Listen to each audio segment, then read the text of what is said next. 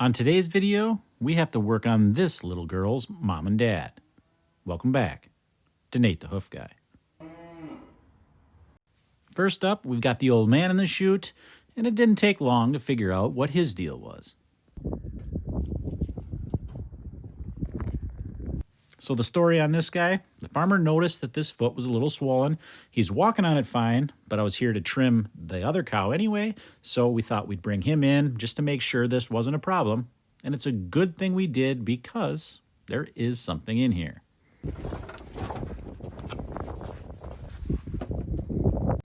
I apologize for the wind noise, guys. Apparently the wind was blowing directly into the mic. I didn't notice that at the time, but we'll work through it.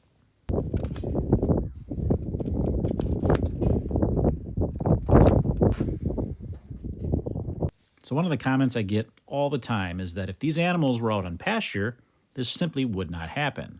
Well, this guy here, he's been out on pasture all summer long. And guess what? This stuff does happen to pasture animals. It's just different causes that might do it. While pressure and slips might do it when they're on concrete, there could be simple things like uneven tracks, or perhaps he had a rock that got caught in this white line. You never know, but these things do happen to animals out on pasture just the same. So we have to treat them much the same way.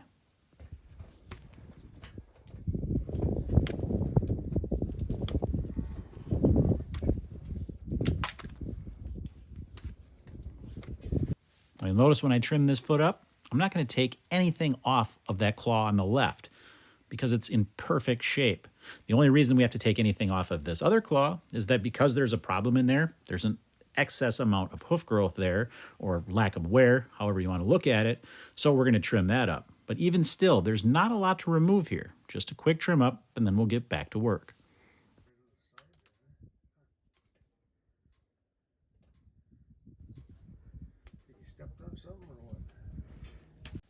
So there, the farmer was watching, wanted to figure out what was happening, so I explained it to him.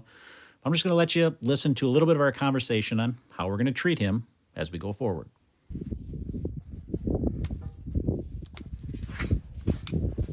I don't think I'm going to block him just because I don't have to worry about taking it off. You know. I can leave him in that pen with the cows for a couple of days. Yeah, I can take it off. Yeah, it's not going to be easy to get it off, so we'll just wrap it up and go that route with him instead of a block.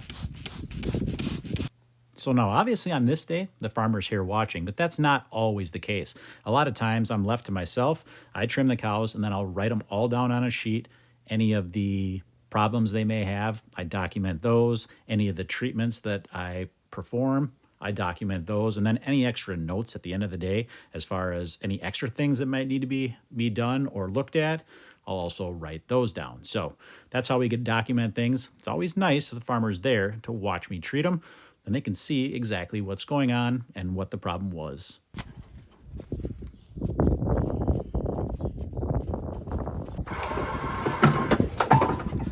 Well, that's it for Dad. Now, typically, I let these guys go right out the front. But in this case, he's got to actually go backwards back into the barn with these other animals. So I got to carefully back him out. Now, that means I have to walk in that chute. And with a bull, you got to be careful with that. So I'm taking my time, making sure that he's going back carefully and I can get out of the way if I need to. But he's pretty docile, so we don't have to really worry too much about him. But you always you gotta keep your wits about you just in case. Now it's time. Well, we gotta bring Mom in the chute.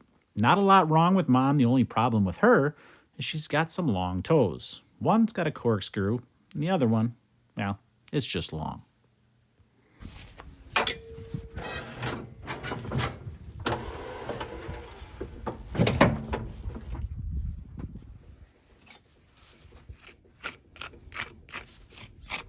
So first we're going to tackle this corkscrew claw. Now once again, I'm not going to take much off of that claw on the left, or that medial claw. Everything I'm going to remove is going to come from that lateral. The only reason that there's growth there is because of this corkscrew now in this case, and because of that, this foot's not wearing properly. So I'm going to do a little extra trimming. I'm going to do a deeper model than I typically would because that's kind of the area that's causing this corkscrew. Because of that growth there, it has a tendency to make that foot want to turn a little bit. So I'm going to remove more there, and that's going to give a longer period of time to keep that corkscrew from happening again. It's very likely that she will start to corkscrew again. It's kind of a genetic condition, but we'll see what happens with this one. I'm going to give her a quick trim up, and we'll move to that other foot and take care of that long toe.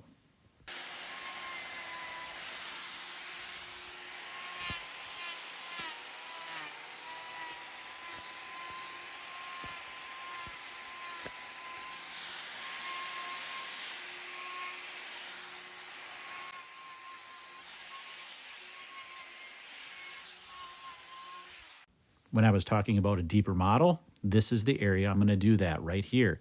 This is where we find the typical sole ulcer. That's why they call it the typical sole ulcer site. But anyway, I'm going to model here. This is going to prevent this corkscrew from happening for just a little bit longer, as I mentioned earlier, and that way we don't have to trim her as often.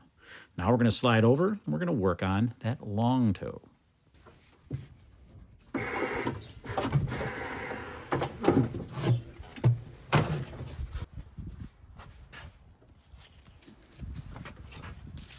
Now with this medial claw, there is a little bit to trim away, not necessarily sole depth, but just some loose stuff that's hanging on there. When we look at the claw on the left here, or the lateral claw in this case, you can see how it's growing a little bit funny. Once it gets big like this and it's not making correct ground contact, then that problem just exacerbates. It gets worse and worse because it's not wearing properly. So what we do is we trim this claw, get it back to the normal angle that it's supposed to be by creating the normal thicknesses in that claw. Once we do that, now when she takes that step, everything is going to make contact like it should. And when that happens, then this claw should wear properly.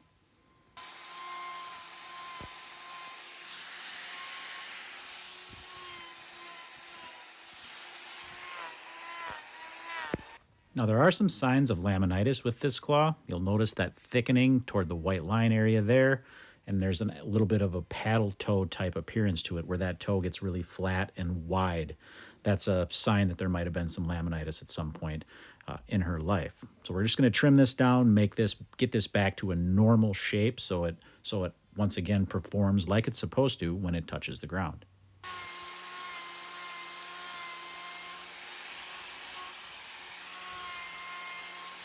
And with that, Mama's done. Now, once again, we're going to back her out of the chute. There's really only one thing left to do, and that is to check with Baby and make sure she approves of all this.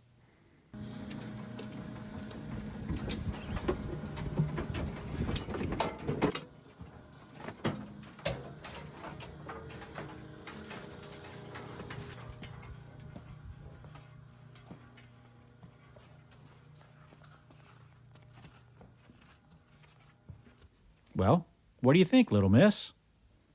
She's not impressed. Back to the hay.